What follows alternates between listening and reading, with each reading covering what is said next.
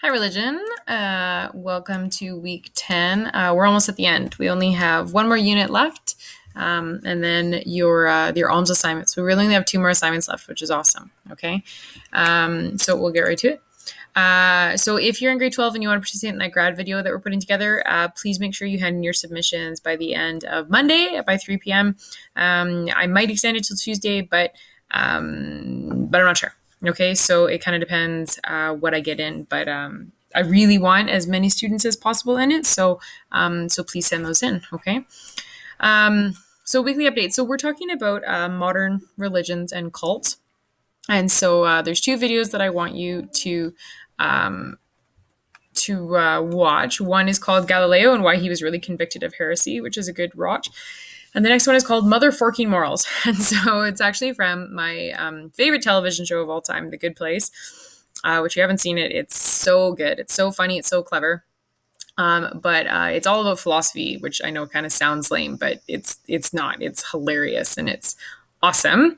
And so they kind of talk about Immanuel Kant on this episode of Mother Forking Morals. Okay, and so it's really good. So watch that. We just have a little bit of the PowerPoint we're going to do this week. I want you to start compiling your alms assignment because it's going to be due in about 3.5 weeks or so. So since grad was supposed to be next week, take this time to think of ways you can celebrate your classmates and their accomplishments. And so there's all sorts of different things going on with global news and the Edmonton Journal and things like that. And we have lots of cool stuff planned for you guys. So do that. The project I'm handing out to you this week is not due until June 8th, which is actually the Monday. And so you're basically going to be doing a research project on a New Age religion. So this could be a cult or a religion or, anything like that. Sunday night. So it's good. Okay, but that's not due for 2 weeks. So you have a bit of time. Okay. So I'll go through the PowerPoint. So Canada and religions today. So since 1867 and Confederation, Canada doesn't have a state religion. We are heavily, heavily influenced by Judeo-Christian teachings. So kind of like the 10 Commandments: don't kill anyone, don't rape anyone, things like that. Now, provinces do have Catholic school districts. Obviously, you are in one. And so that's actually outlined in the Constitution. And so Catholic schools were outlined that we could have separate schooling in the Constitution. And a lot of it was because there was such a heavy French presence within Canada, and they were predominantly Catholic. And there's churches everywhere in Canada of all sorts of different denominations. Okay. And so the majority are Catholic or Protestant or Christian Orthodox. That's all of this teal. And then Muslims, then Jewish, then Buddhist, Hindu, Sikh, other Eastern religions. And then about, it's not a quarter, but maybe an eighth or a sixth of the country has no religious affiliation.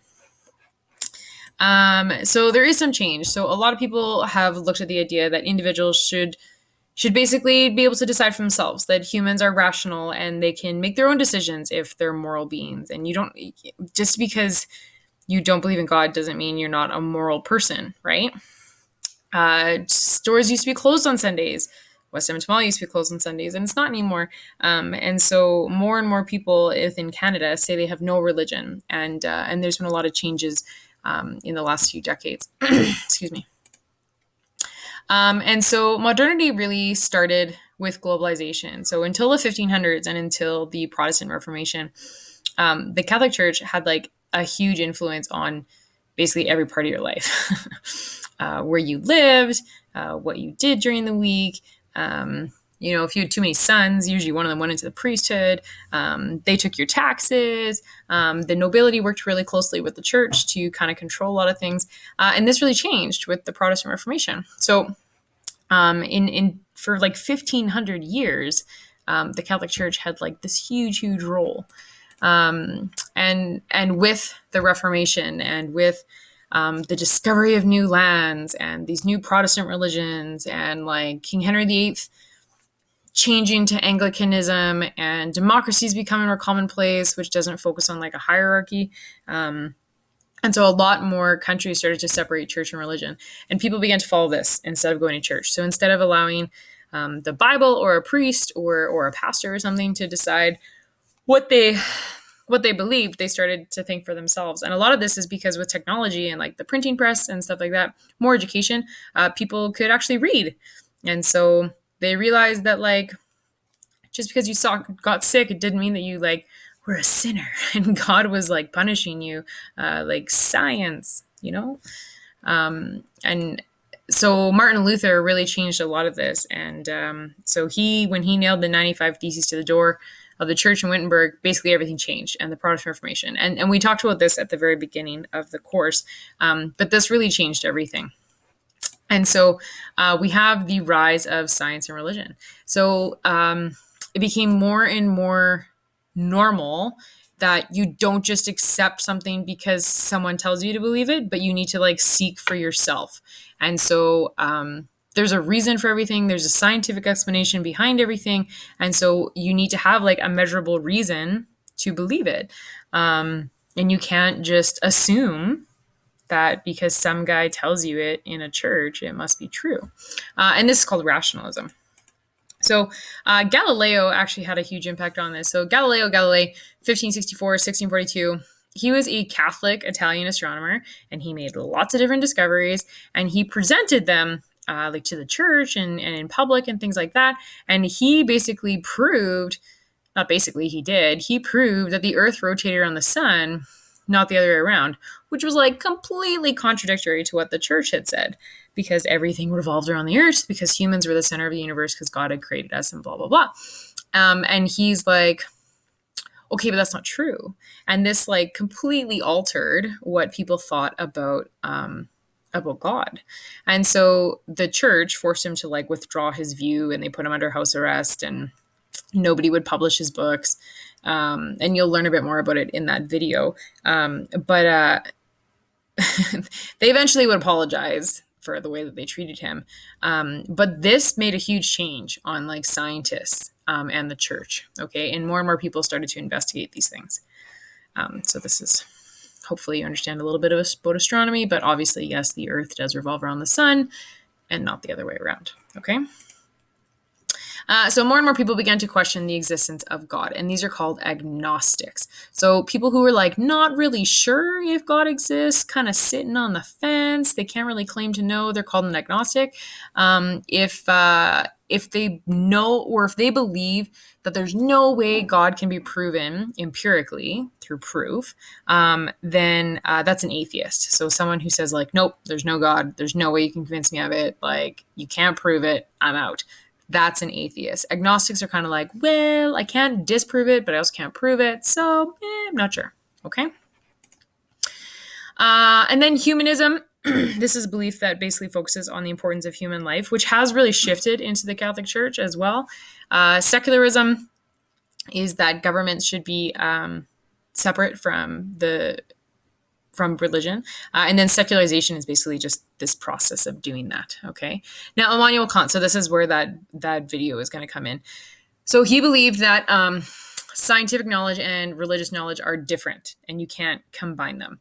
And he has something called deontology. So this is that you should base your actions and your decisions in life based on a set of rules given to you. So like, it's bad to kill someone, right?